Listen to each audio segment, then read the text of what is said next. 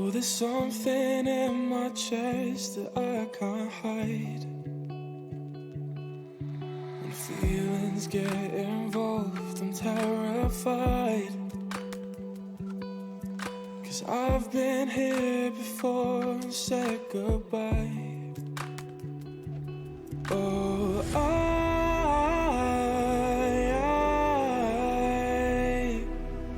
are you the one when I try to look, I wish I'd find? Oh,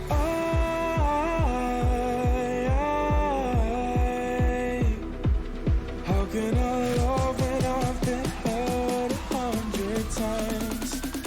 For you, I'd give it one more try.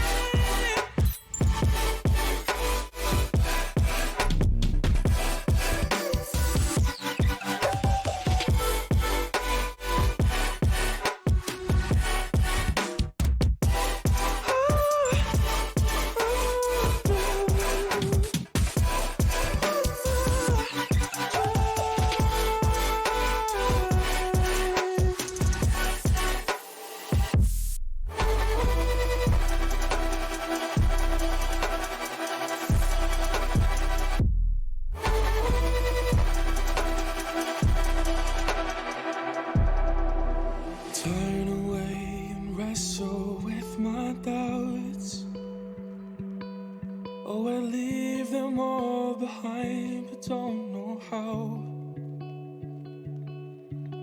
Bury my head deep within the crowd, but I'm reaching for your hand to pull me out. Oh,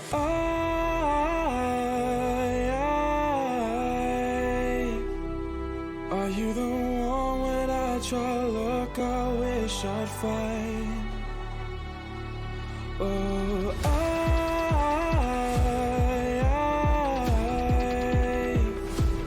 how can I love when I've been hurt 100 times?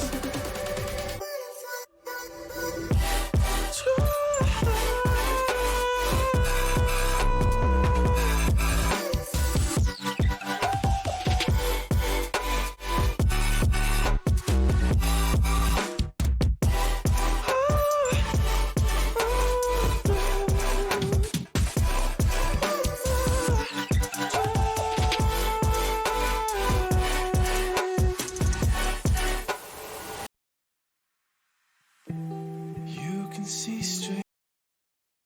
All right, good evening, everybody. So we are on to chapter 2 of The Occult A History. The Occult, yeah, it's The Occult A History. That's the cover of the dust cover. On the hard copy, it's just The Occult. But yeah, we're going to jump into chapter 2. I'm going to put on my cheaters here. And it's about 25 pages, so it shouldn't be too awful bad. This is a fairly quick read so far. I'm only on chapter 2, but yeah. And then this will be the last night I stream. I'm going to game and read. It'll be the last night I stream until I get back. Next Thursday, the 7th, I believe it is. Yeah. So, till then. That'll be it. This will be it. So, all right, let's jump into it. So this chapter is called The Dark Side of the Moon. In the autumn of 1969, I discussed questions of the occult with the poet Robert Graves at his home in Majorca. Graves immediately made a remark that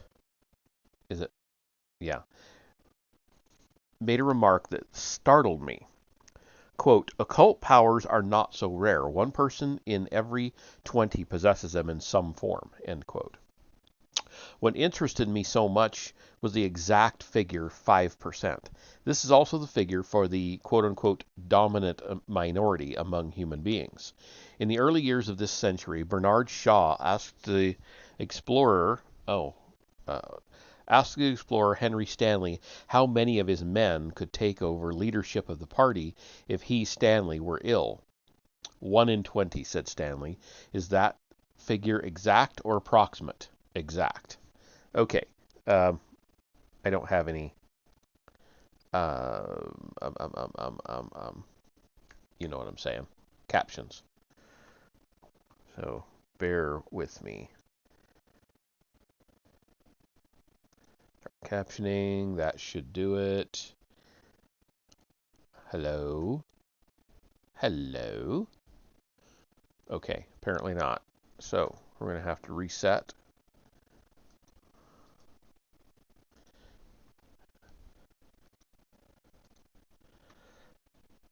My links. And hopefully that fixes it. Okay. No? Is it not going to fix it? I don't know.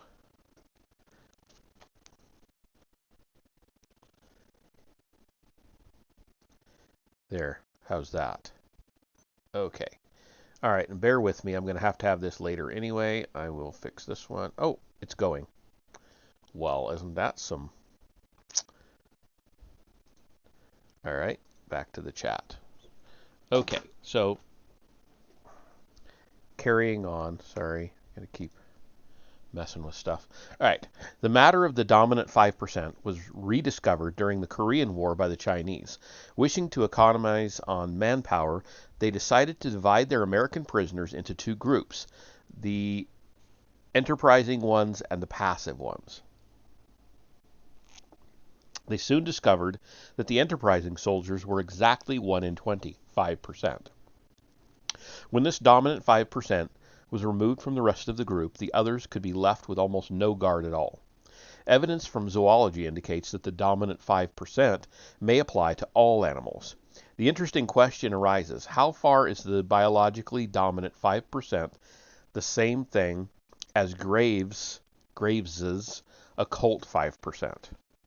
There are certainly many reasons for assuming that the two groups are identical. In primitive societies, the leaders are also priests and magicians. The men who led hunting parties would again be those who possessed a high degree of jungle sensitivity, quote unquote. What is the power that distinguishes the leader? It is the power to focus, to concentrate the will in emergencies. That is to say, it is a form of faculty X. In short, it seems probable that all human beings possess the vestiges of occult powers, the powers that spring from their deeper levels of vitality, what the playwright Granville Barker called the secret life. The dominant 5% are more adept at canalizing these powers than most peoples. The magicians, witch doctors, witches, and mediums have been those members of the dominant 5% who have developed their natural powers. Another interesting sidelight on this matter is shed by recent research into deep trance hypnotism, some of which are described in Mind and Body by Dr. Stephen Black. And just to remind you, this came out in 71. So by new research, we're talking 50-year-old research. I'm pretty sure it was 51 or 71. The book's as old as I am, so let me just double check that. Yeah, 71. Okay. Dr. Black points out that most people can be hypnotized if they cooperate. An unhypnotizable person would probably be mentally sick, but only a small number of people are deep trance subjects. Strangely enough, the exact figure is 5%. Deep trance subjects can be cured of a surprising number of physical ailments by hypnotic suggestion, from asthma to warts. Even medium trance subjects can be hypnotized into not reacting to a skin test for tuberculosis that would normally cause a raised swelling. Patients who suffered from multiple warts were cured in 2 stages, one side at a time. to make sure that the warts had not disappeared of their own accord. Warts are believed to be due to a virus infection, but yet they vanished without scarring in periods ranging from 5 weeks to 3 months. Dr. Black's experiments were less concerned with curing specific ailments than with demonstrating that the body can be affected by the mind to an unusual degree, and in this they were remarkably successful. What is at issue here again is the hidden power of the subconscious mind that can be reached and utilized by deep hypnosis in 5% of people. 5% of people are capable, potentially at least, of tapping the hidden powers of the secret life, quote unquote. Graves's concern is less with witches or mystics than with poets, and his important book, The White Goddess, contains a theory of the nature of poetry that links it not only with the powers of the subconscious, but with traditional magical cults. According to Graves, there are two forms of poetry, muse poetry and Apollonian poetry. The first is created by inspiration, checked by common sense. The second with the intellect. He associates muse poetry with the white goddess of primitive lunar cults. Science, like Apollonian poetry, is an attempt, quote, to banish all lunar superstitions and bask in the light of pure solar reason, end quote.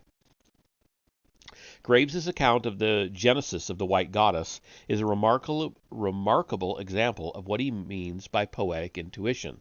And then we get into a very long quote that goes a page and a half. Quote, "The Enlightenment began one morning while I was rereading Lady Charlotte Guest's translation of the Mabinogion, a book of the ancient Welsh legends, and came across a hitherto despised minstrel poem called The Song of Taliesin. I suddenly knew, don't ask me how, that the lines of the poem, which has always been dismissed as deliberate nonsense, formed a series of early medieval riddles, and that I knew the answer to them all, although I was neither a Welsh scholar nor a medievalist, and although many of the lines had been deliberately transposed by the author or his successors for security reasons.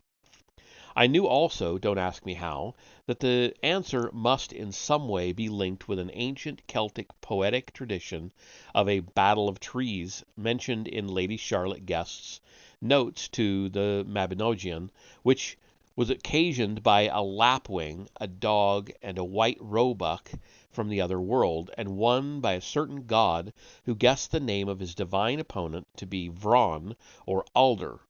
Nobody had ever tried to explain this nonsense. Further, that both these texts would make sense only in the light of ancient Irish religious and poetic tradition. I am not an Irish scholar either.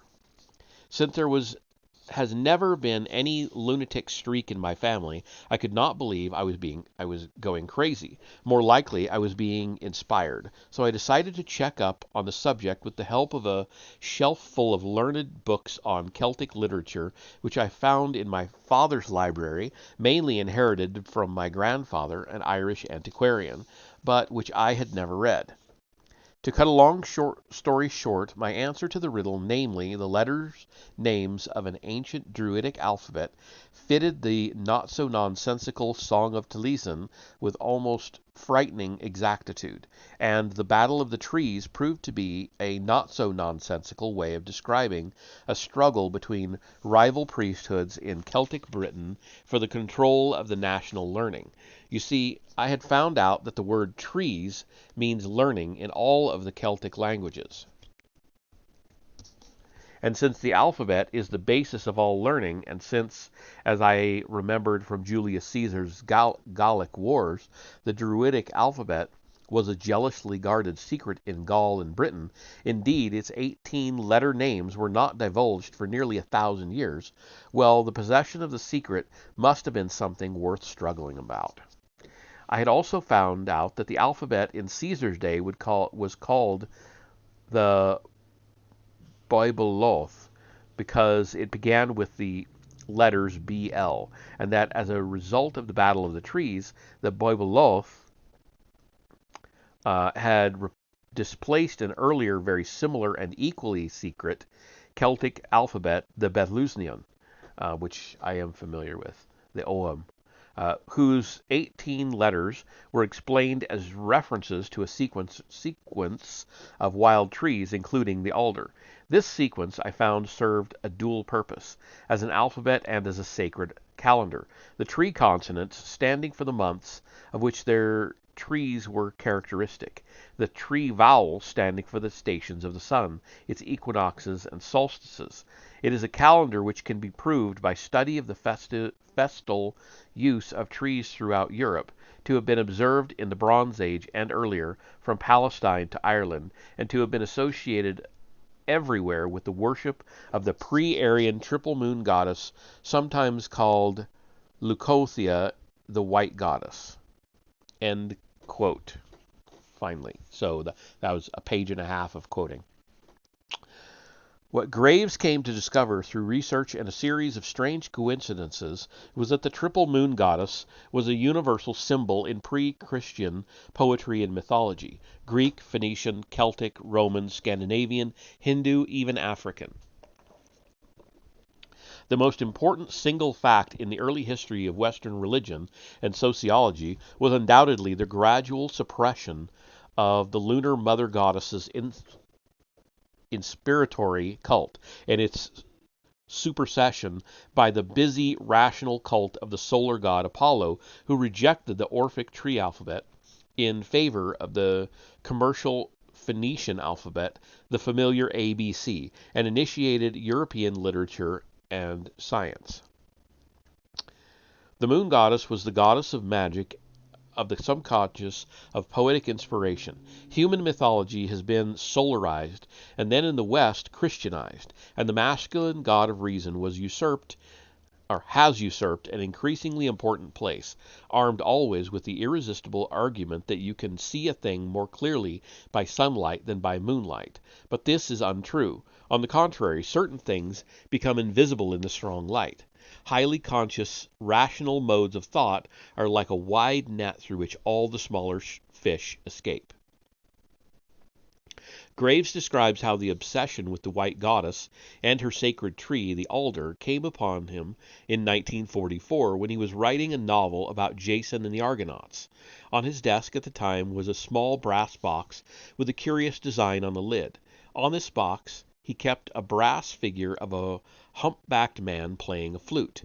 10 years later, he discovered that the design on the lid of the box represented the African triple moon goddess Ngame, and that the humpbacked man was the herald of a queen mother of an African state who claimed direct descent from Ngame. Back in Majorca in 1946, the coincidences continued to pile up. An antiquarian neighbor who had died and bequeathed various small objects to Graves, including a mummy-like figure with a single eye. He later discovered that this mummy was an Okrafo priest, a substitute sacrifice to the white goddess. A carnelian ring he was given by a friend, who knew nothing about the book, had a seal showing the three basic symbols of the cult: a stag, a moon, and a thicket.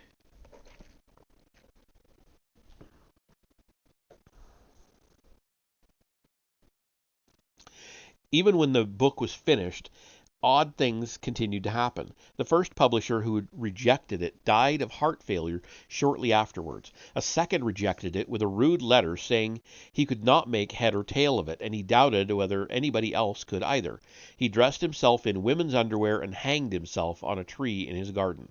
On the other hand, says Graves, the publisher who accepted it, T.S. Eliot, not only got his money back, but also received the Order of Merit that year. In the light of the comments on Powys, P-O-W-Y-S, I'm not sure it's a surname. In the previous, I think I just said Powys in the last chapter. In the light of the comments on Powys in the previous chapter, one might be excused for wondering how far these events were the work of the goddess and how far they may have been unconsciously willed by Graves himself. Graves remarks, quote, "Chains of more than coincidence happen so often in my life that if I am forbidden to call them supernatural hauntings, I must call them a habit." End quote. Very well. Oh, continuing quote. Very well. Put it down to coincidence.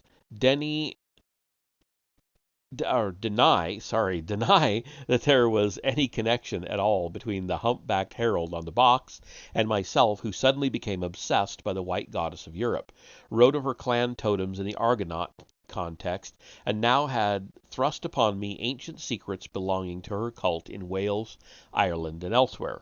Please believe me, I was wholly unaware that the box celebrated the goddess Nagame, or that the Helladic Greeks, including the early Athenians, were racially linked with Nagame's people, Libyan Berbers, known as Garamantians, who moved south from the Sahara to the Niger in the 11th century AD, and there intermarried with Negroes, or that Nagame herself was a moon goddess and shared all her attributes with the white goddess of Greece and Western Europe.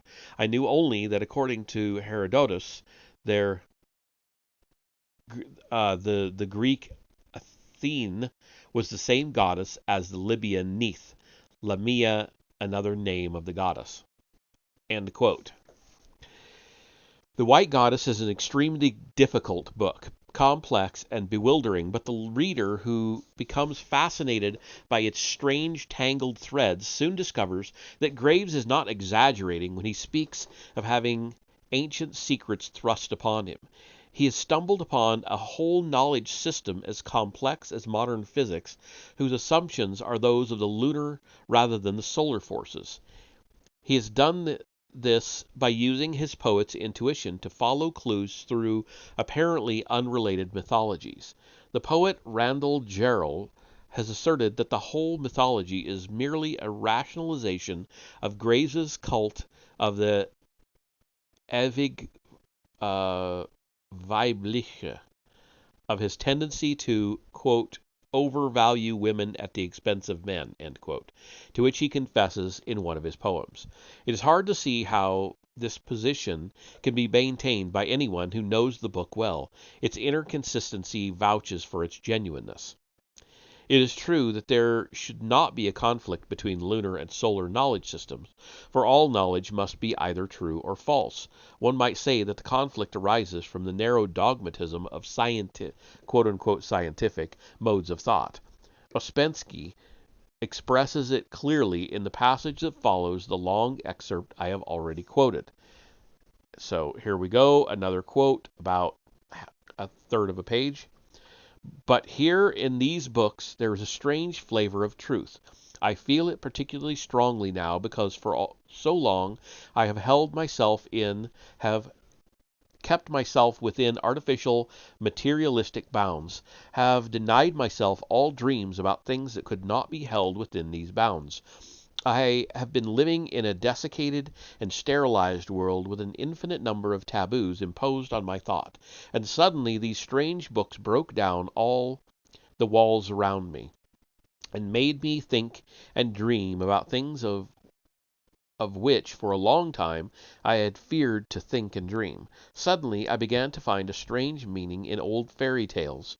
Woods, rivers, mountains became living beings. Mysterious life filled the night with new interest and new expectations. I began to dream again of distant travels, and I remembered many extraordinary things that I had heard about old monasteries. Ideas and feelings which had long since ceased to interest me suddenly began to assume significance and interest. A deep meaning and many subtle allegories appeared in what only yesterday seemed to be naive popular fantasy or crude superstition. End quote. And that quote is from A New Model of the Universe, by the way. We have obviously reached a crucial point in the argument. Most readers will be willing to accept the notion that man possesses subconscious powers that are hidden from the conscious intellect, but we are now positing the existence of external forces, white goddesses, magical alphabets, and so on. Surely this is the point to state firmly that if the deaths of Graves's two publishers were not simply coincidence, then it was the unconscious exercise of the quote-unquote evil eye by Graves himself. Question. And that the strange business of the brass objects on the poet's desk may have been telepathy on the part of Graves, but was certainly not an attempt by the objects to draw attention to themselves? For is this not the dividing line between science and superstition? Ancient man thought the lightning was a god. Benjamin Franklin revealed that it was static electricity, and that is exactly what it is. This is true, but there is more to it than that, and this is the point where another fundamental principle must be stated. It is easy enough to see that man's logical powers have cut him off from the forces of his subconscious mind. If you start to work out a mathematical problem in the middle of the night, you find it difficult to go back to sleep, because mathematical calculation involves a peculiar concentration of the top levels of your mind, and when you start to calculate, you summon up those top levels, as Aladdin summoned the slave of the lamp. But sleep depends on the slave going back into his lamp and allowing the lower levels of the mind to take over. Or if you think of yourself, your total personality, as a kind of car, then in sleep you change drivers. Human evolution over the past 2 million years has been the evolution of the conscious driver, the slave of the lamp. Civilization is highly complex, and man needs a highly complex mental organization to deal with it. Compared to his ancestor of 2 million years ago, modern man is like a giant corporation compared to a small family business. The trouble with a giant corporation is that its overheads are so enormous. The electricity bill for the huge office building is enough to run 100 small businesses, and all its other overheads are in proportion. The consequence is that civilized man tends to suffer from subconscious hypertension.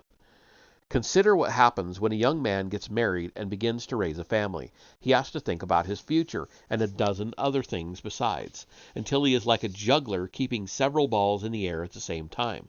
Now, if this thought struck him when he was on his honeymoon, he did not allow it to worry him. On the contrary, fed by powerful streams of subconscious energy aroused by sex, he feels more than equal to it all. After a few years, there are times when he gets very tired of the juggling act and wishes he could simply drop all the balls. But of course, since he loves his wife and children, this is out of the question. But there are times when he ceases to put his heart into the juggling and allows it to become purely mechanical.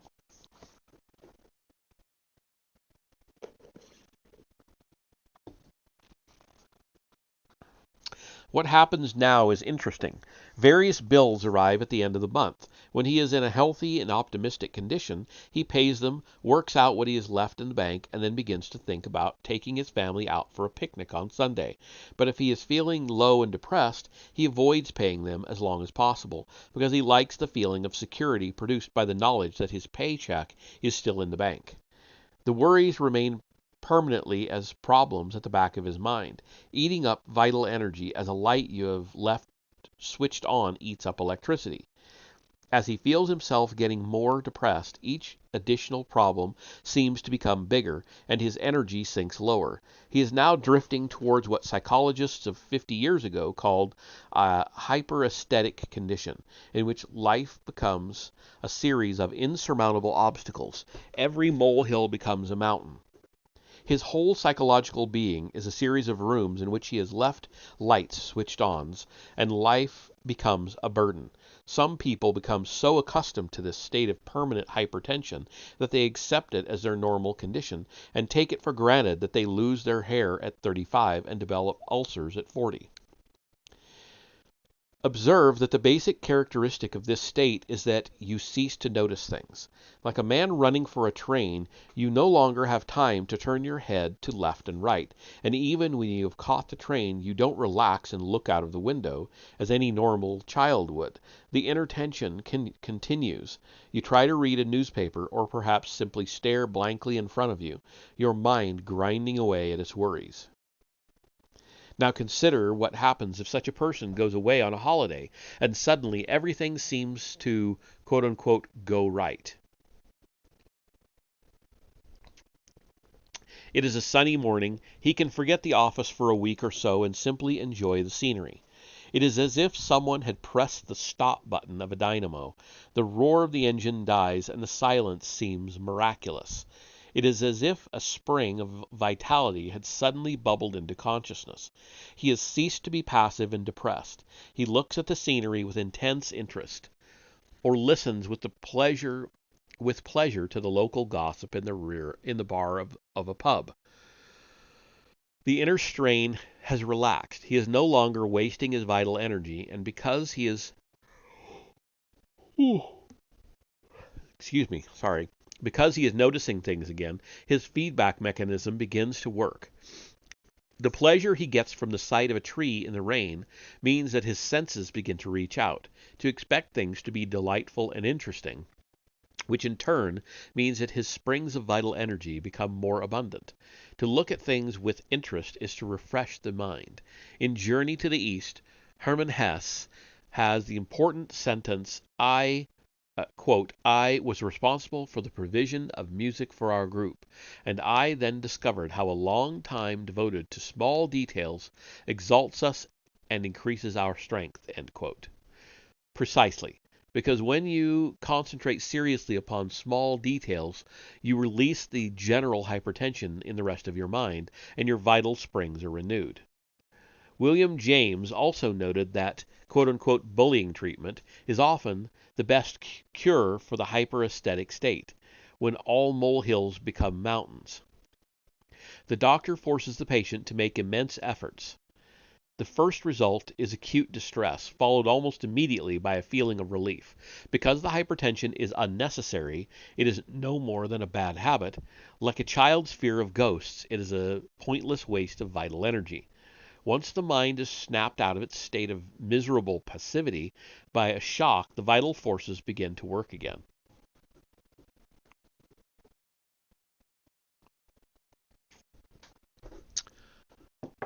Hello! You can do it! How are you tonight? I know you came in like 20 minutes ago. Sorry, I was busy reading.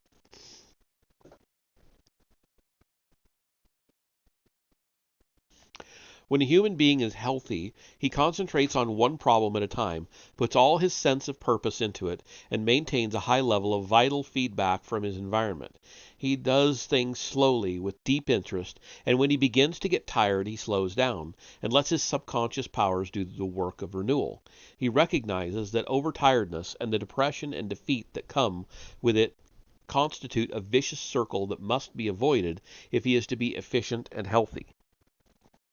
Now, although hypertension is accentuated by modern civilization, it is not specifically a disease of civilization. It is a disease of consciousness, that is, of being human. The farm laborer going to work is as likely to ignore his surroundings as the harassed car salesman. And if the inhabitants of some Amazon jungle are closer to nature than New Yorkers, this is usually at the cost of dirt and ignorance and inconvenience. Hypertension is the price we pay for the symphonies of Beethoven, the novels of Balzac, the advances in medical knowledge that prevent children dying of smallpox. However, it is not a necessary and inescapable price. It is the result of ignorance, of bad management of our vital economy. The point to observe here is that although hypertension may not be necessary, it is as widespread as the common cold. It would not be inaccurate to say that all human beings live in a state of vigilance and anxiety that is far above the level they actually need for vital efficiency. It is a general tendency of consciousness to, quote, spread the attention too thinly, end quote, and like an overexcited child with too many toys on Christmas Day, the result is nervous exhaustion. What is so interesting in this context are the moments when the tension relaxes due to autosuggestion or total absorption in some small task. Yeats describes such a moment sitting in a crowded London tea shop. Quote, "While on the shop and street I gazed, my body of a sudden blazed, and 20 minutes more or less it seemed so great my happiness, that I was blessed and could bless." End quote. This is probably a case of autosuggestion. One can imagine the poet becoming increasingly tense and fatigued as he pushes among the crowds in central London, then sitting down to drink hot tea as he looks out of the window of Swan and Edgar's at the street. Suddenly his dynamos all grow silent, and he looks at the passing crowd with intense interest. This, in fact, is what constitutes a poet.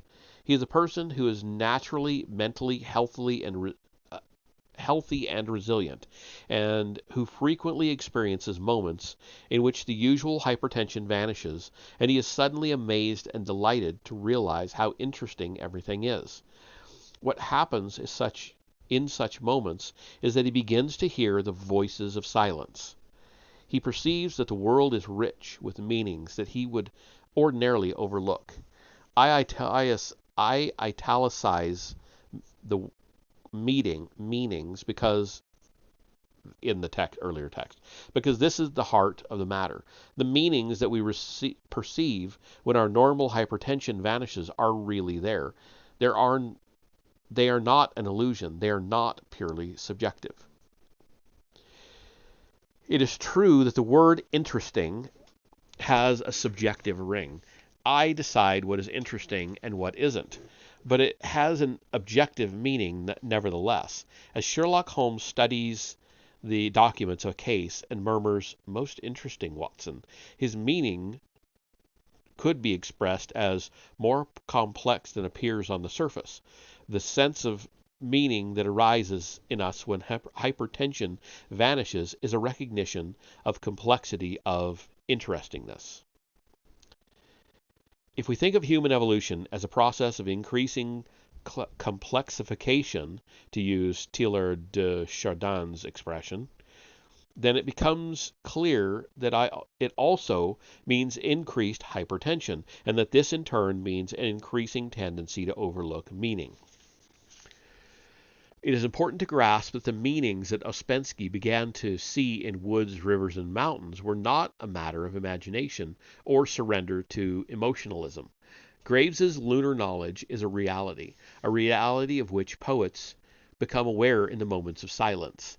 In the Celtic legend of Gwion, cited by Graves, the boy Gwion is employed at stirring a cauldron which contains a magic, quote, knowledge brew, end quote.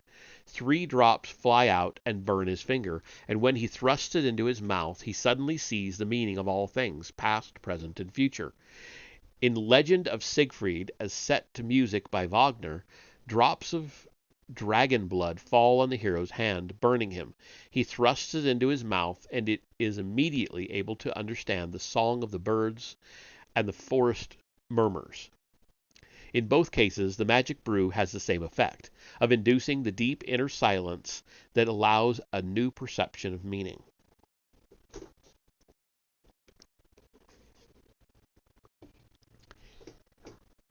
If we agree then that the muse poet or the magician is a person whose mind is able to relax and grasp these deeper levels of meaning, we must also recognize that this is a two-way affair. The meaning is really there, external to his own mind, and his power to quote-unquote tune in to it is only the beginning. An even more interesting point arises. I have compared man to a car with 2 drivers, the conscious personality and the subliminal impulses. In civilized man, the role of the subliminal driver is relatively automatic and repetitive compared with that of the conscious driver. He is little more than a maintenance engineer controlling sleep, memory, and the functions of the stomach and the bowels. And it is the conscious mind that writes symphonies, plans the conquest of space, and builds civilization. But in the magical societies of the remote past, the subliminal driver was just as important. When he took over, it was not merely for the purpose of inducing sleep, but of widening that other kind of knowledge, intuitive knowledge of the meanings that surrounded him like forest murmurs. The magician or mystic aimed at getting somehow deeper into nature, of extending the grasp and power of the subliminal mind. Sleep was not a passive condition in which the body recovered from the day's fatigues, but an instrument of investigation. sometimes even an essential preliminary of magic. In ancient Ireland, the choosing of a new king involved the sacrifice of a sacred bull on which a druid was gored until he fell asleep. Gorged. Huh? During sleep, incantations were recited over him, and he would receive revelation of the rightful claimant to the throne. To the modern mind, such a ceremony immediately suggests fraud practiced upon gullible savages. But there are recorded instances of sleep magic that are less easy to explain. In Pattern of Islands, Arthur Grimble, who was land commissioner in the Gilbert Islands of the South Pacific, describes the magic ceremony of the calling of the porpoise. Grimble was told that he should eat porpoise flesh to increase his girth. That led him to inquire how he might come by a regular supply of the rare meat. The long and short of an islander's reply was that his own kinsmen in Kuma village, 17 miles up lagoon, were the hereditary porpoise callers of the high chiefs of Butaritari and Makinming. His first cousin was a leading expert at the game. He could put himself into the right kind of dream on demand. His spirit went out of his body in such a dream. It sought out the porpoise folk in their home under the western horizon and invited them to a dance, with feasting in Kuma village. If he spoke the words of invitation aright, and very few had the secret of them, the porpoise would follow him with cries of joy to the surface. In due course, Grimble was taken to Kuma, where all the dishes necessary for a feast had been laid out. The fat, friendly porpoise caller retired to his hut, and for several hours all was silence. The porpoise caller rushed out of his hut and fell on his face, then stood up, clawing at the air and whining on a queer high note like a puppy's. Then words came gulping out of him. Terake, Terake, arise, arise. They come. The villagers all rushed into the water and stood breast deep. Then the porpoises came in. Quote, they were moving toward us in extended orders with spaces of 2 or 3 yards between them, as far as my eye could reach. So slowly they came, they seemed to be hung in a trance. Their leader drifted in hard by the dreamer's legs. He turned without a word to walk beside it as it idled toward the shallows. The villagers were welcoming their guests ashore with crooning words. As we approached the emerald shallows, the keels of the creatures began to take the sand. They flapped gently, as if asking for help. The men leaned down to throw their arms around the great barrels and ease them over the ridges. It was as if their single wish was to get to the beach. The hypnotized porpoises were then slaughtered and eaten. It might be mentioned in passing that animals are easily hypnotized.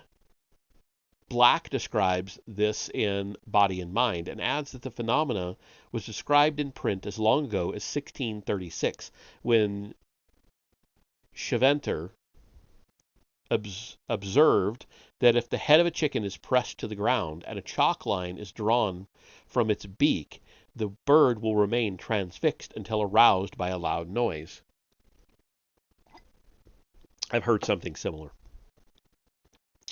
The hereditary porpoise callers of the Gilbert Islands are an example of the development of quote-unquote lunar knowledge, and the whole story emphasizes a vital point. We are accustomed to thinking of sleep as an uncontrolled and uncontrollable state, in which we lose whatever powers of action and thought we normally possess. Most of our dreams are forgotten on waking, but J.W. Dunn pointed out in his celebrated book, An Experiment with Time, 1927, that we can, with a certain amount of effort, learn to recall dreams. He trained himself to do this by keeping a pencil and paper by the bedside and noting them down every time he woke up in the night. The result was his discovery that dreams often contain precognitive glimpses of events that will happen later. This will be discussed in Part 3, Chapter 3. The magic of the porpoise callers is a further step in this direction. as was that of the Druids. This also explains the importance attached to dreams by primitive tribes and why the moon goddess is the patroness of magic cults. Let's see, I think I've got about 9 pages left. Sorry. About this time when I'm starting to fade, I'm always, oh no, 89. So I've got 14 pages. Okay. It may also explain why the white goddess was regarded as a destroyer as well as an inspirer.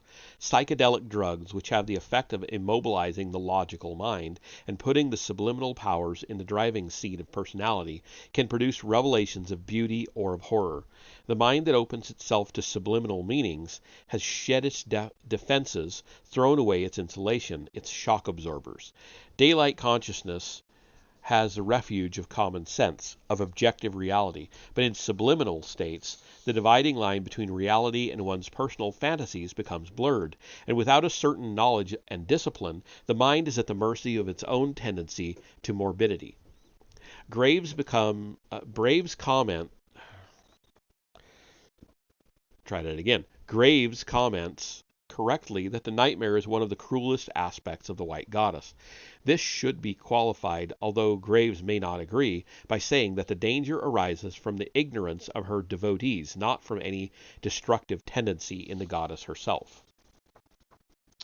Another interesting question arises from Grimble's account of the porpoise calling. The comment, quote, "If he spoke the words of invitation aright, and very few had the secret of them, the porpoise would follow," end quote. If it is the power of the dreamer's subliminal self that somehow hypnotizes the porpoises, why should the exact form of the words matter? This question obviously involves the whole field of magic rituals and incantations. The answer is almost certainly it matters only to the magician, who must believe in the objective validity of what he is doing.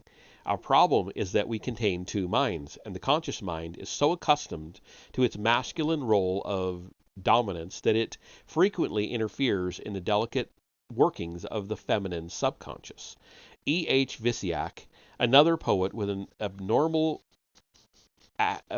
active subconscious mind, describing in his autobiography how he worked in a telegraph office and learned to send Morse signal with a key. Quote, "I was over-anxious and fell into a vicious, cramped way of sending.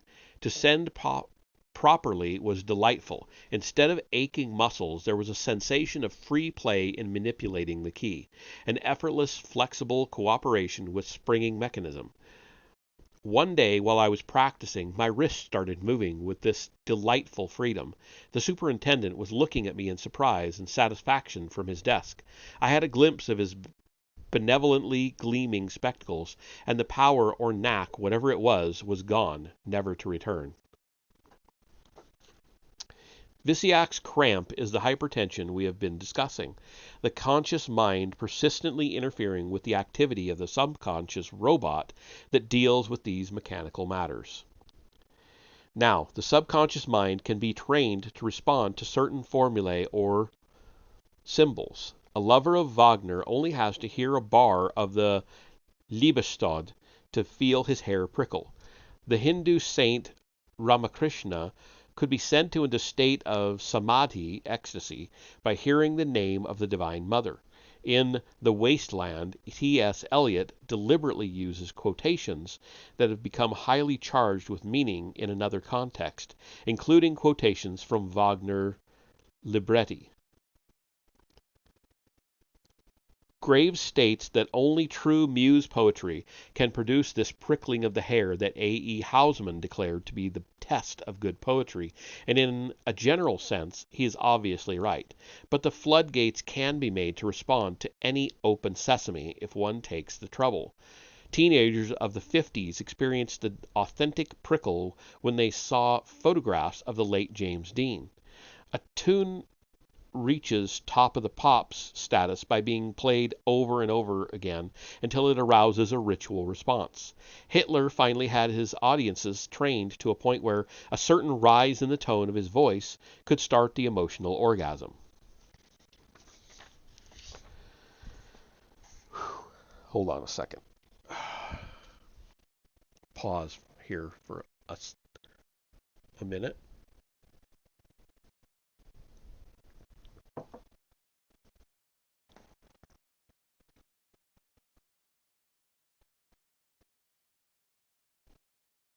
Okay.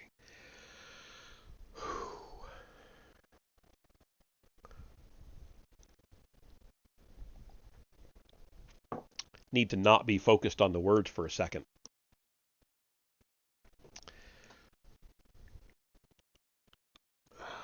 Okay. The symbol or form of words that causes the response is to some extent arbitrary. I have read a critic who asserted that Keats's lines, quote, "The moving waters at their priest-like task of more ablution round earth's human shores lost their magic when the word cold was substituted for pure in the second sentence." What?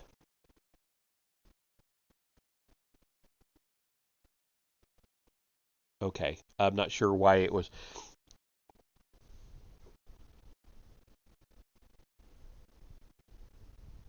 for the pure in the second sentence. I don't know. I personally find the line equally effective either way and conclude that the critic's response or lack of it was a matter of habit response. The inference is that the exact wording of the invitation was of more importance to the porpoise caller than to the porpoises. It controlled the release mechanism of the power that invited the fishes to the banquet. The wrong wording might have warned the porpoises by releasing his sense of guilt at the deception, or otherwise arousing his conscious censor. One might summarize this by saying that the conscious mind has the thick skin of a rhinoceros. It is powerful but insensitive. The subconscious mind has one skin too few. It is dangerously sensitive. It needs the masculine conscious mind as a woman needs a husband for his strength and sense of purpose.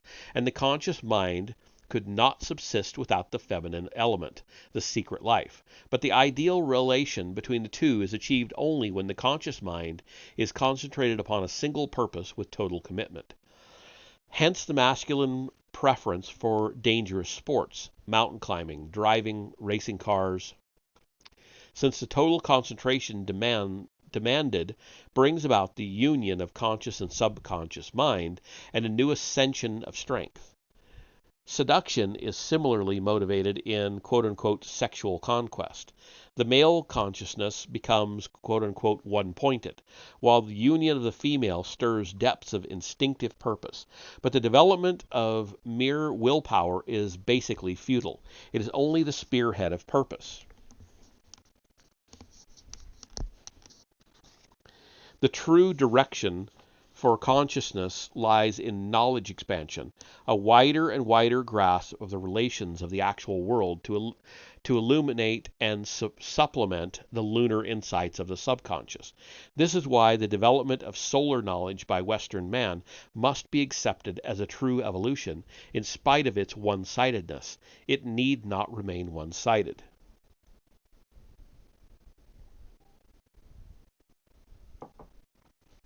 All this is to say that magical systems, the Hebrew Kabbalah, the Chinese Book of Changes, the Tarot Pack, the Key of Solomon, the Egyptian and Tibetan Books of the Dead, should not be regarded as primitive and unsuccessful attempts at science, but as attempts to express these depths of lunar knowledge in their own terms.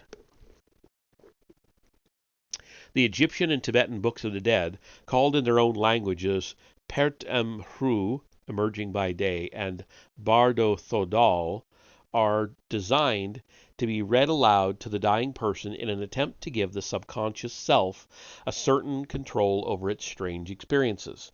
To Western ears, this sounds absurd until we recognize as rational the notion of controlling the sleeping self and its impulses. Then we understand that what the ancient Egyptians and Tibetans were trying to do is not childish and illogical, but a step ahead of any knowledge we possess in the West. Experiments in deep trance hypnosis are perhaps the nearest we have come to it.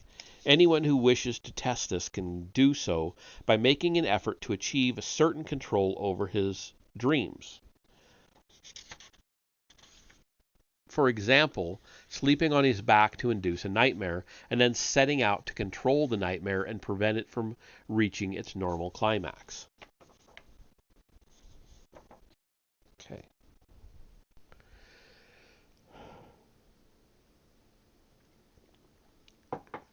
The Chinese Book of Changes, or I Ching, is one of the most interesting and certainly one of the most accessible of these lunar knowledge systems. It is also unique in being free of harmful aspects. Close study of it can do nothing but good. The I Ching began as a series of oracles, 64 of them, written according to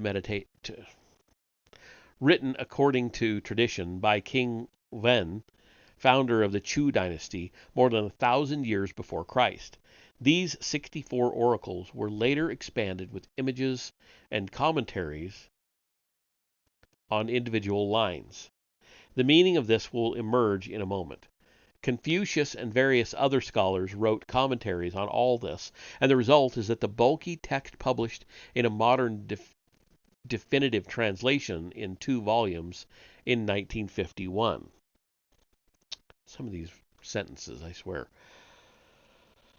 On its simple level, then, the I Ching can be regarded as a fortune-telling book like Old Moore's Almanac, and no doubt this aspect of it explains the remarkable popularity it has achieved in recent years.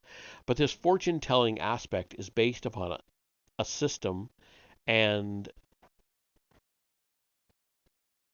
the study of the system is more important, or is more Wow, I just totally lost it there. I'm sorry.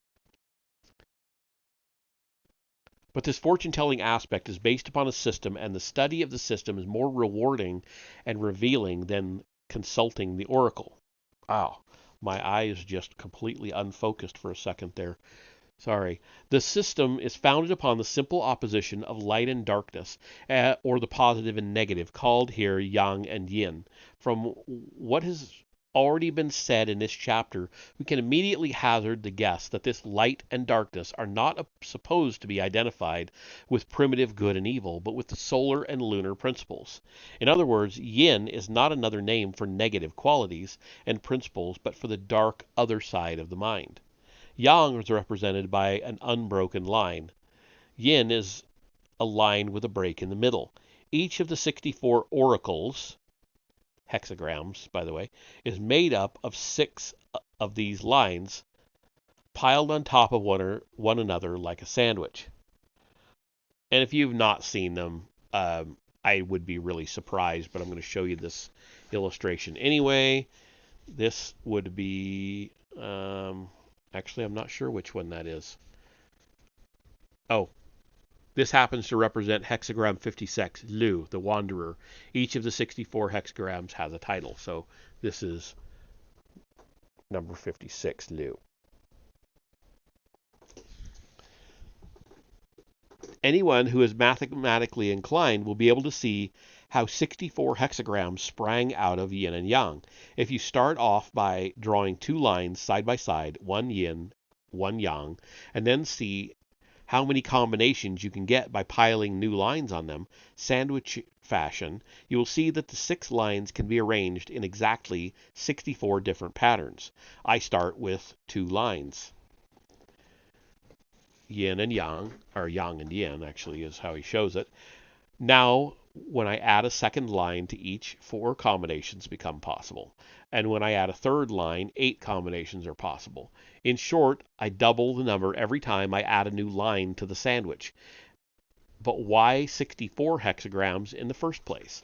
The answer would seem to be that King Wen decided that there were 8 fundamental symbols as follows: Qian, the creative heaven; Kun, the receptive earth; Ken, keeping still mountain; Kan, the abysmal water; Chen, the arousing, and these are the arousing, thunder; Sun, the gentle wind; Tui, the joyous lake; Li, the clinging fire. On first acquaintance, the student is inclined to wonder why the set should contain both water and lake, which seem to duplicate one another, until it is observed that the symbols go in pairs: heaven, earth, water, fire; mountain, lake, thunder, wind. These are also pairs of opposite qualities: the creative and the receptive; the violent, thunder, and the gentle, wind; the quiescent, mountain, and the joyous, lake; the clinging or constricting, fire, and its opposite, the abyss, emptiness, water. Each of these qualities is represented by a trigram, 3 lines, and therefore each of the 64 oracles is made up of 2 of the symbols. King Wen apparently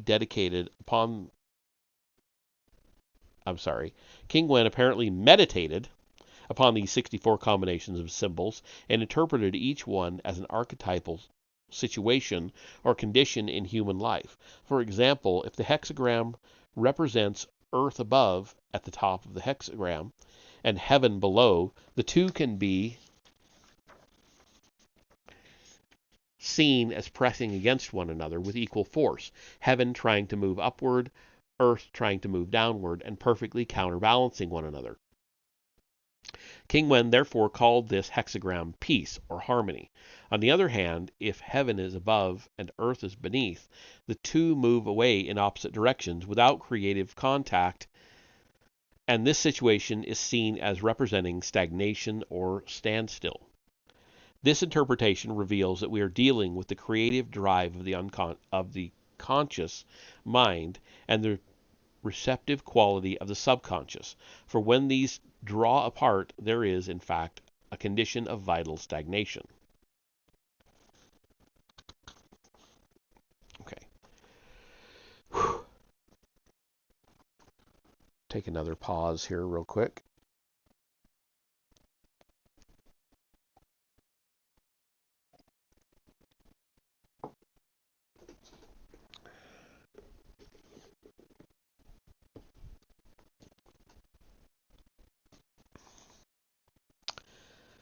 This may sound fanciful or simply glib.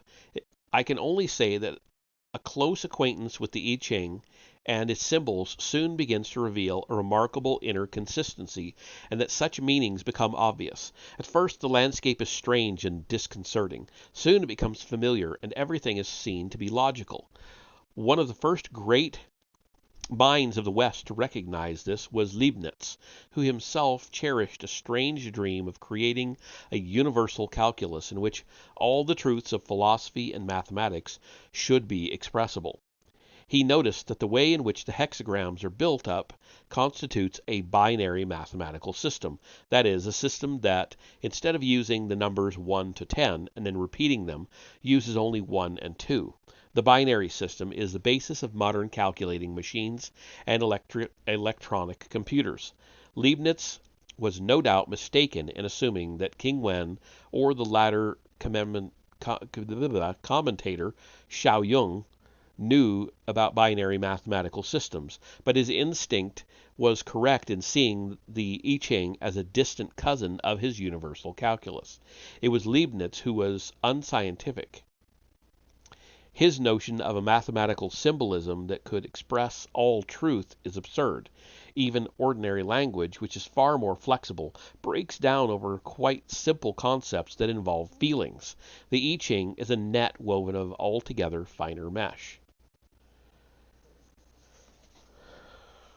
The oracle can be consulted either by means of yarrow stalks or by throwing down 3 coins. The yarrow stalk oracle takes a long time. It involves dividing up 50 stalks in various ways, beginning by dividing the heap arbitrarily into two, and then reducing each heap by subtracting groups of 4 sticks from it. The process is too long to describe here, and it would serve no purpose. The coin oracle is simpler. 3 coins are thrown down. If there is a preponderance of heads, either 3 or 2, a yang line is formed. If a preponderance of tails, a yin line is formed. This is done 6 times, forming a hexagram, which is then looked up in the I Ching. The question is to which an answer is required is supposed to be held firmly in the mind throughout this procedure. The psychologist C.G. Jung, Carl Jung, Jung, justifies all this by a principle that he calls synchronicity. That is, the assumption that accidents and coincidences are in some way linked with the unconscious mind, an assumption we have already considered in this book. The answer to the question is known to the subconscious mind. This is the assumption used to obtain all prophecy and clairvoyance, and the chance fall of the coins or division of the yarrow stalks can somehow record this knowledge. It is significant that one of the founders of the psychoanalytic movement, whose professional life had been a continual preoccupation with the subconscious and its symbols, should come to accept such a notion in his 70s. It is said that Confucius also came to the study of the I Ching late in life, and once expressed regret that he did not have another 50 years to devote to it. For the real question about the I Ching is not whether it is successful or a crude oracle or fortune teller, but whether, like the myths of the White Goddess, it embodies real lunar knowledge. Okay. Pause one more time. I am sorry. I'm burning up, which is not helping me any here.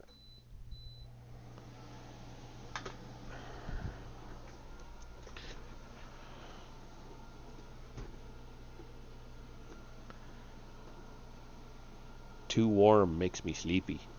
Okay.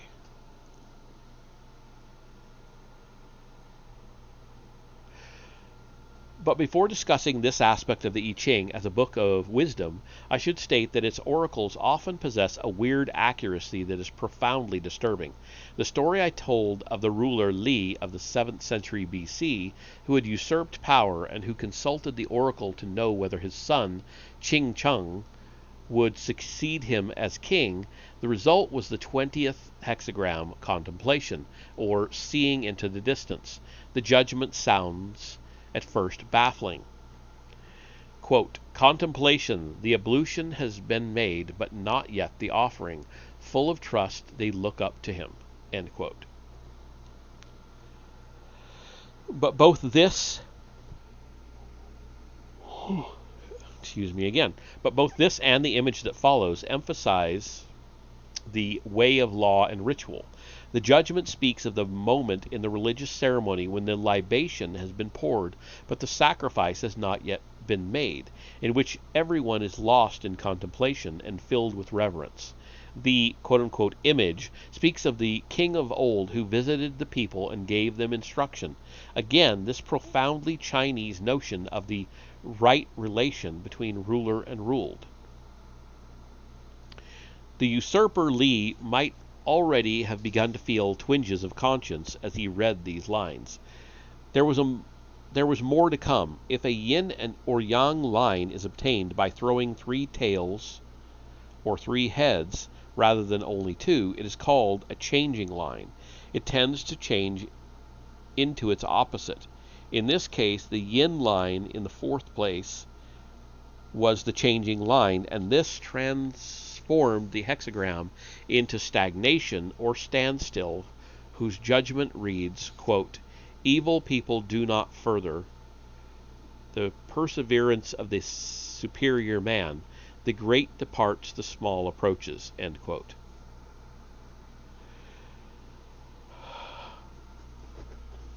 The the totality of the judgment here is clearly unfavorable. The priest who interpreted this oracle for King Li went on to point out that the title of the hexagram also means seeing into the distance. The hexagram is associated with a watchtower placed on hills, and that this meant that if the prince continued to rule, it would not be in this country, Chien, but elsewhere. The story says that the priest specified the state of Qi because its rulers were descendants of the priests of the Holy Mountain, also implied in the hexagram seeing into the distance. The annals conclude the story by stating that, in fact, Li was himself deposed by his neighbors in the next state, but that the descendant of his son eventually became rulers in Qi, or as foretold.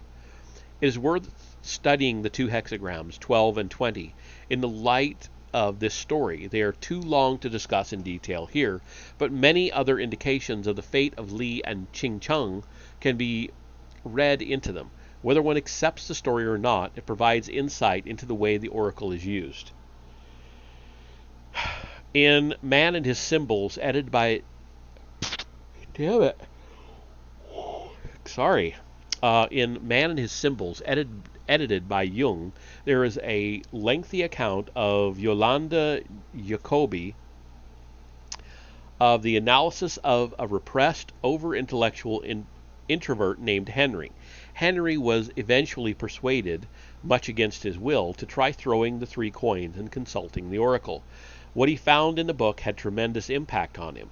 Briefly, the oracle to which he referred bore several startling references to his dream and to his psychological condition generally.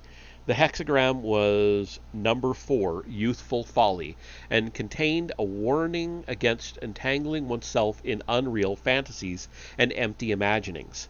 The judgment also forbade consulting it a second time, but 2 nights later, after a dream in which he saw a sword and helmet floating in empty space, he opened the book casually and came upon the 30th hexagram.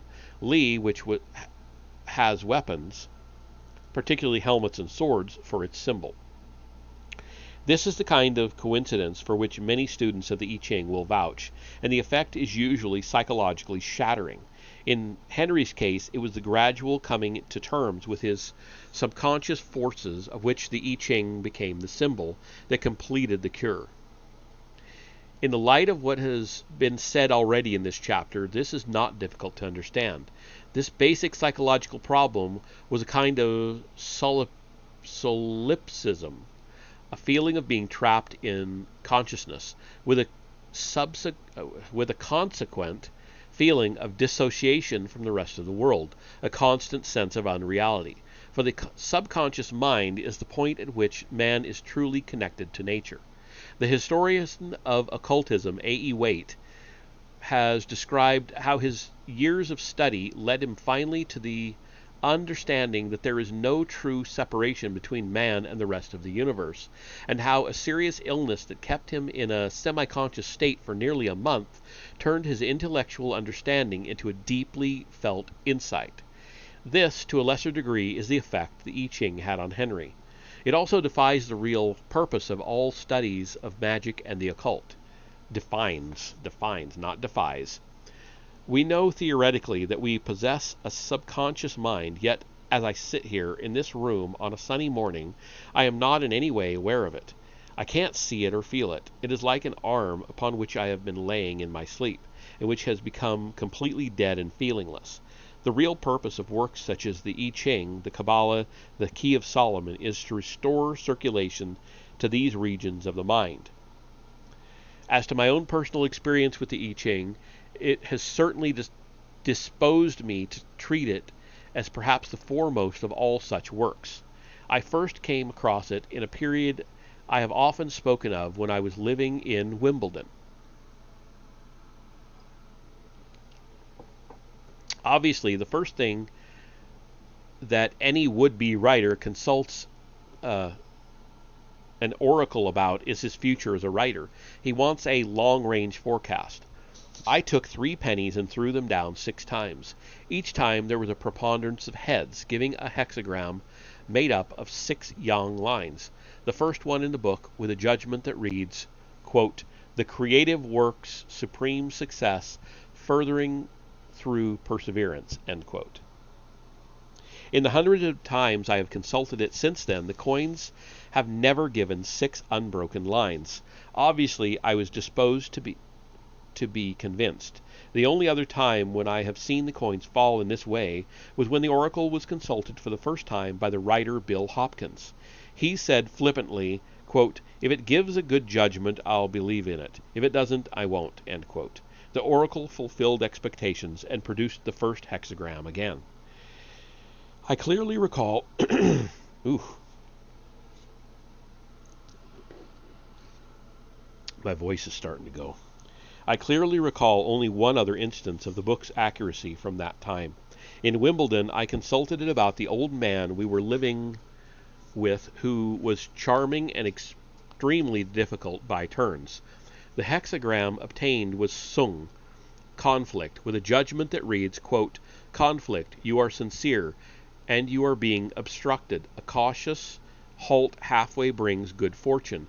Going through to the end brings misfortune. It does not further one to cross the great water." This, end quote. This told me exactly what I wanted to know, whether to get out of the place as soon as possible.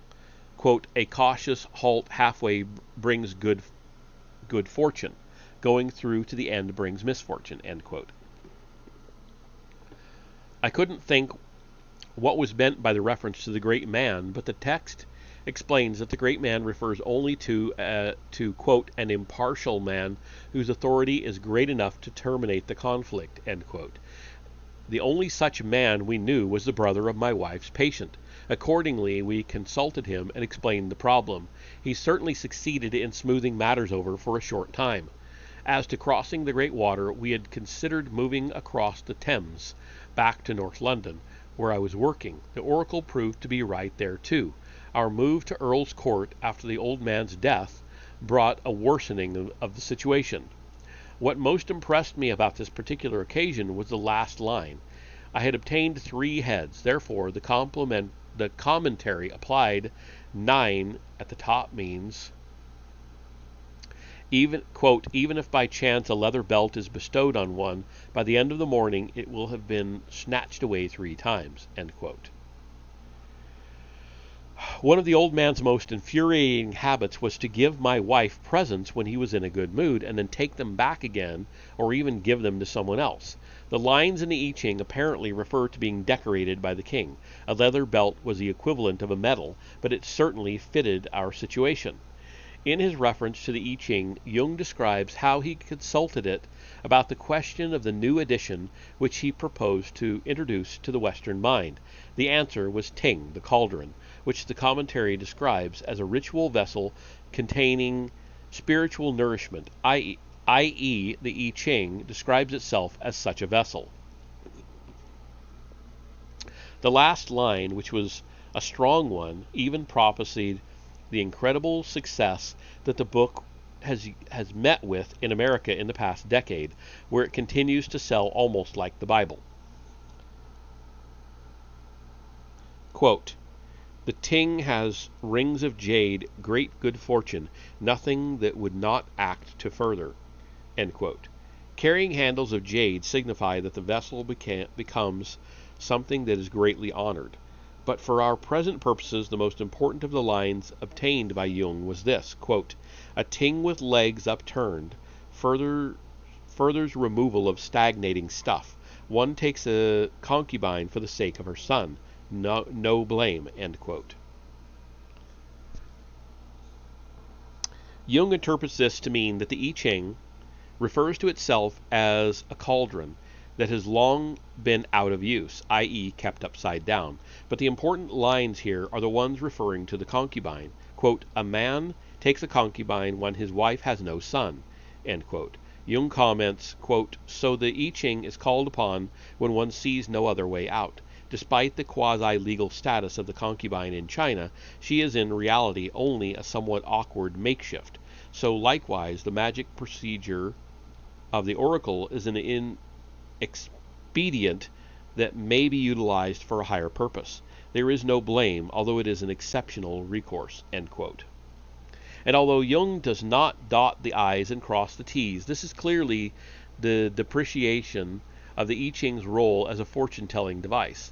It should be an exceptional recourse, not a party game, for the real and permanent significance of the book is not as an oracle, but as a book of wisdom.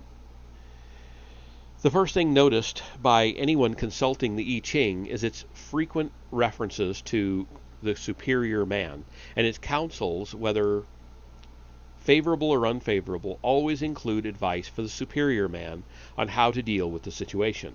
And anyone who has ever consulted the I Ching in a time of crisis will vouch for the mentally refreshing effect of this approach.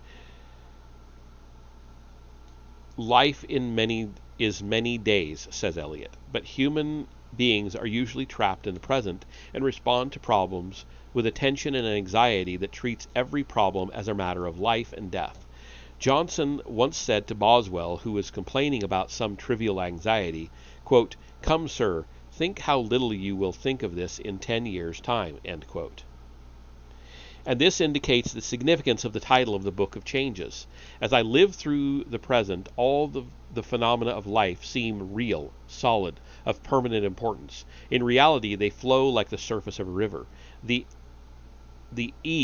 I, that looks out through my eyes will be changed in 10 years' time, but many of these permanent things around me will have disappeared. I wonder if that the E he's referring to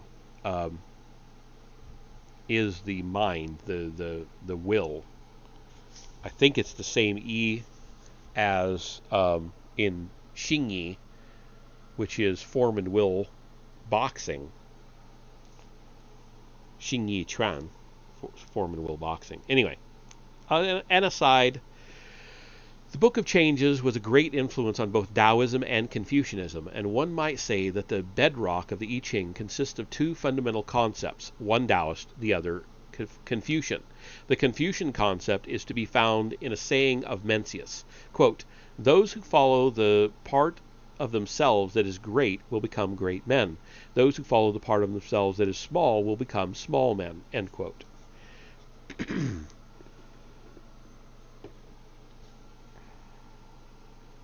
The Taoist concept has already been touched upon in speaking of hypertension. Chuang-Tzu remarks that a baby can keep its fist clenched all day without getting tired, whereas an adult cannot keep it clenched for more than a few minutes. A drunken man can fall out of a cart without hurting himself. A carpenter whose workmanship was so perfect that it seemed supernatural explained that when he was about to undertake a difficult task, he reduced his mind to absolute quiescence, and guarded against any diminution of his vital powers. After a few days of such a quiescence, he no longer cares about the importance of his task, making a musical instrument for the king. He goes into the forest, and his instinct selects the right tree, and in the making of the instrument he makes no conscious effort, but only brings his natural capacity into relation with that of the wood. End quote. All Taoist parables have this same content. A butcher who puts up bullocks with perfect grace and accuracy explains that he does it in the same way, with total quiescence and total concentration, with the consequence that after 19 years his cleaver is still as sharp as ever. In Japan, this is the fundamental principle of Zen, as readers of Eugene Herrigel's Zen in the Art of Archery will know. This is to say that the master of Tao or Zen places himself in the state that we have already discussed in relation to Pao's. The conscious mind with its tensions is lulled, man's center of gravity shifts towards the secret life. A celebrated chapter of the works of Chuang-Tzu describes the process of sinking into quiescence as listening to the music of heaven and earth, listening to the wind or other sounds of nature. as if they were great music, totally absorbed in the thought of their deep significance. The mind begins to respond to the sound of the wind as if it were great music. This principle of Tao has been recognized by modern psychology. For example, Viktor Frankl, the founder of logotherapy, tells the story of a school play for which an actor was needed to play the part of a stutterer. A boy was chosen who stuttered badly, but when he got on stage, he found he couldn't stutter. Frankl calls this the law of reversed effort. Stuttering is the result of hypertension, a kind of stage fright of attaching so much importance to an action that your conscious mind proceeds to interfere, like a stupid sergeant major, and spoils everything. Frankl's principle is simply to persuade your sergeant major to achieve the opposite effect by a process of deception, like Brer Rabbit persuading Brer Fox to throw him into the prickly briar patch, or Tom Sawyer persuading his friends to whitewash a fence by pretending that he is enjoying it immensely. The stuttering pupil wants to stutter on stage. The sergeant major proceeds to interfere, and the opposite effect is achieved. Chuang-Tzu's carpenter would work badly if he allowed himself to worry about the court. He spends several days soothing the sergeant major to sleep before he begins to think about the wood. Frankl cures cases of over-anxiety by telling the patient to deliberately try to do what he is so anxious not to do, thus releasing the pent-up emotions and allowing the robot in the subconscious to get on with the job in his own quiet way. Underlying all this is the recognition that man possesses enormous inner powers, which he has allowed to become inaccessible through general hypertension and misuse of his mind. Chuang-Tzu's carpenter has simply chosen to contact the part of himself that is great in order to make the musical instrument. He could have chosen to follow the part of himself that is small, particularly if he is a good craftsman, and perhaps nobody would have known the difference. This is also what Graves means by the difference between muse poetry and classical poetry. The later is fundamentally craftsmanship created by the upper levels of the personality, well made but without inspiration. Human beings are the only living creatures who have this choice of following the part that is great or the part that is trivial. The difference depends upon the unique human faculty of imagination. When an animal is in a dull situation, it becomes dull. The fiercest of all birds, the hawk, becomes quiescent when a black dog is placed over its a black bag is placed over its head. A dog? Where'd I get dog?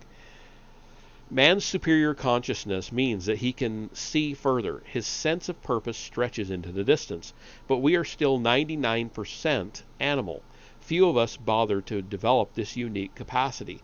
We drift along from day to day, becoming bored when things are dull, depressed when immediate prospects look poor, using our power of foresight and imagination only when confronted by an interesting challenge, and allowing them to lie fallow in between.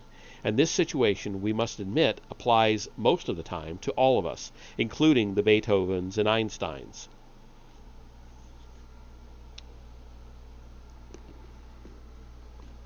Involvement is our common lot, but what makes us uniquely human are the strange moments of non-involvement. The pressure vanishes. Suddenly we are seeing life from a distance, as if we were gods seeing it from above, from a bird's eye view rather than the usual worm's eye view. In these moments of optimism and affirmation, it seems absurd that we should ever have sunk into the condition of depression or defeat, for it is suddenly obvious that we are undefeatable and indestructible. Every compromise or retreat is seen to be the result of absurd miscalculation.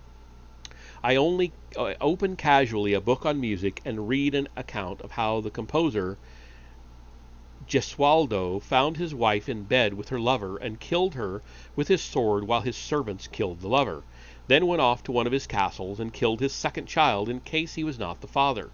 In a modern courtroom, his defense would be one of insanity. But was it insanity? If I try to place myself in his position, I immediately see that it was not insanity, only a blind involvement in the situation, like the involvement of a man wrestling with a boa constrictor. Caught in a whirlpool of emotions, he has to make an act of judgment, but most human beings would be incapable of making the correct judgment in such a situation. It is like asking a cabin boy to become captain of a ship in the middle of a storm and expecting him to make the right decisions. When Gesualdo did is not necessarily evil. It would be evil if he had decided in cold blood to kill his wife and child, but he was caught in a storm. His judgments were too immediate, too involved, and therefore too violent. From the social and moral point of view, it might have been better if he had burst into tears and asked what he had done to deserve such a betrayal, but from Gesualdo's point of view, it would have been equally a defeat. Thinking about such a situation, one becomes aware of the human lack of detachment. Our inexperience and immaturity in the complex problems of the human condition. But it should not be so. We have the breathing spaces when we can take a detached point of view. If it was of life or death importance that we learned by these moments of insight, men would quickly become something closer to being godlike. But most of us can drift through life without making any great moral decisions, and so the human race has shown no advance in wisdom in 3,000 years. This is the insight that lies at the heart of the I Ching, that man can choose not to drift and follow the small part of himself. The method of Tao of contracting his subconscious powers by a minute concentration upon particulars opens the path to higher evolutionary levels. Anyone who simply reads and studies the I Ching while thinking about its symbols and ideas and ignoring its powers as an oracle becomes aware that this is the profoundest level of meaning. Like great music, it produces a state of sudden intense delight, of inner detachment, of breathing space. The reader who becomes absorbed in the I Ching begins to see it as a whole and will probably become more skilled in using it as an oracle, like water divining. This power can be developed simply by making the effort. He will also become aware that the book's power to foretell events is an unimportant byproduct of its real purpose. One final point that must not be overlooked. Richard Wilhelm points out that the primary meaning of yin is the cloudy, the overcast, while that of yang is banners waving in the sun. Could one devise more basic symbols of the central problem of human existence? Dullness and boredom versus the moments of vision. And that is the end of the chapter. And even though it was only like 25 pages, it felt like a long one. My voice is about done, but I was on the phone all day today, so I was feeling it by the end of the workday anyway. So the next chapter is called The Poet as Occultist. And it's going to be, I'm sure they're all going to be about the same length. The Poet as Occultist. Could be very interesting, could be a little boring. Hopefully I'm not tired when I do it. When I do read it. I have to. Okay. So this next chapter is going to be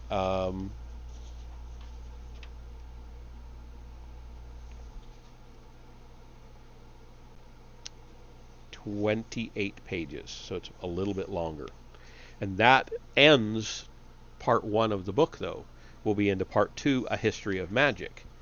And it starts off with evolution. So, yeah, it's going to be interesting. I'm enjoying it so far.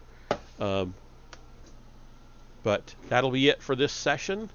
Thank you for joining me. I hope you're enjoying the book, and I'm not being too much of a monotone fool. I'm going to end this session and take a little bit of a break, and then I'm going to come back and try playing some more of that Greedfall. It crashed and kind of locked up the whole computer on me the other night, so hopefully it doesn't do that again. I think my computer overheated. So anyway, we'll see. I will end, and I'll see you back here in about 5 or 10 minutes.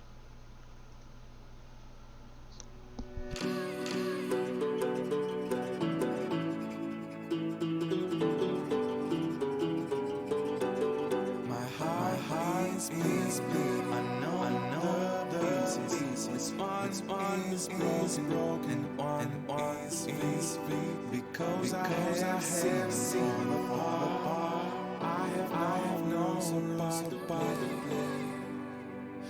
eating anything to say.